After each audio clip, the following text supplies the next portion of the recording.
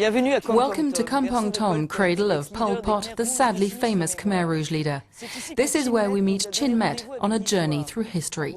Enrolled by the Khmer Rouge at the age of 17, she has decided to witness against former Khmer Rouge leaders on trial today.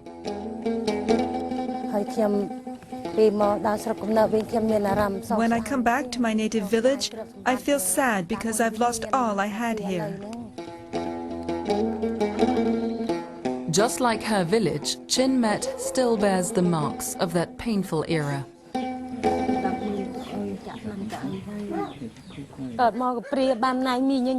My mother was dead.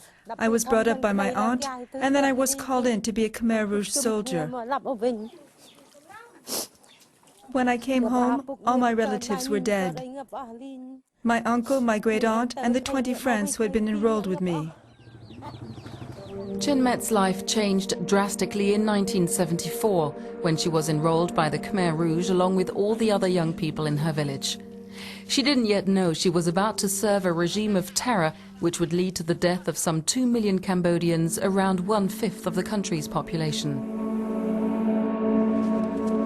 It's in this very school that Chin Met and her fellow female recruits were re-educated by the party to serve the revolution. They trained us to be tough, not to think about our relatives or our parents. We had to sacrifice everything, including our personal belongings. Chin Met was then taught how to use weapons. On the battlefield, her female unit was in charge of carrying ammunition and evacuating the wounded. When the Khmer Rouge walked on Phnom Penh in 1975, the women were in charge of cleaning up the houses of those chased from their homes.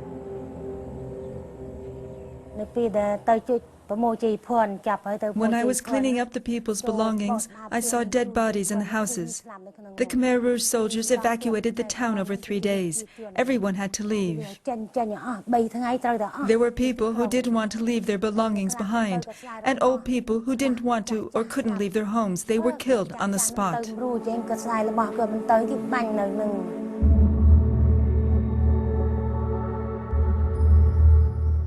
She was then sent to work in the fields by the Khmer regime.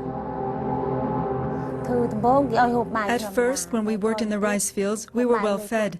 But then we were given only a bit of rice mixed with tree roots, maize, or swamp cabbage. My group started to rebel. As a result, she was sent to Phnom Penh's infamous Tuol Sleng prison, otherwise known as S21. More than 12,000 people died in this former school turned into a prison camp. This picture was taken when I was arrested. I was 19. This is my friend from the same village as me. This is another friend. This one was the group leader. They're all dead.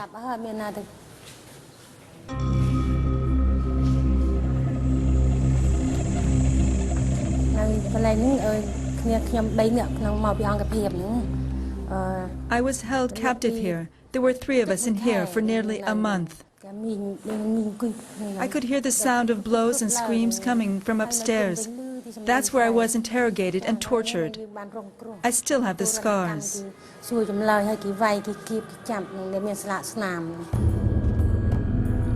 She survived the death camp and was sent to work in another camp, S24, which is now a prison.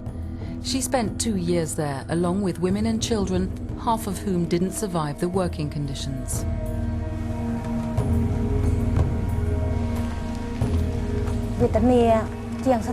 It was hell, worse than death. I worked the fields, I was tortured. I built dams, I dug dikes. We pulled the cart instead of oxes to plow the fields. My feet were full of sores, my face was covered with skin disease. We were so thin that when we crouched, our knees reached up over our heads. When the Vietnamese took over Phnom Penh in 1979, the Khmer Rouge forced her to flee to the mountains with them. She was captured by the Vietnamese a year later and then released. After years of silence, Chin Met decided to face up to the past by bearing witness at the trials of former Khmer Rouge leaders. The first opened in 2009. She was the first female survivor to testify against Doik, former head of the S21 and S24 camps.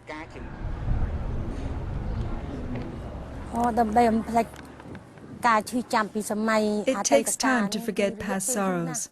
I can't forget. Even though the court has condemned former Khmer Rouge leaders, until this day, I haven't forgotten anything. For a while, Chinmet lived in fear of reprisals from families of those who were put on trial. It's the price to pay, she says, to be rehabilitated as a member of her community and help build a better future for her country. She will be called in to witness again at future trials. It's important to win the trials against those who are still alive, so that Cambodians and the new generation know the truth about what happened. And it will set an example for today's leaders, so they don't follow in the steps of the Khmer Rouge. Many Cambodians still bear the weight of history. Join us for the next chapter of our Cambodian edition of Women in War and meet Davi Tit, whose life is spent helping others cope with the past.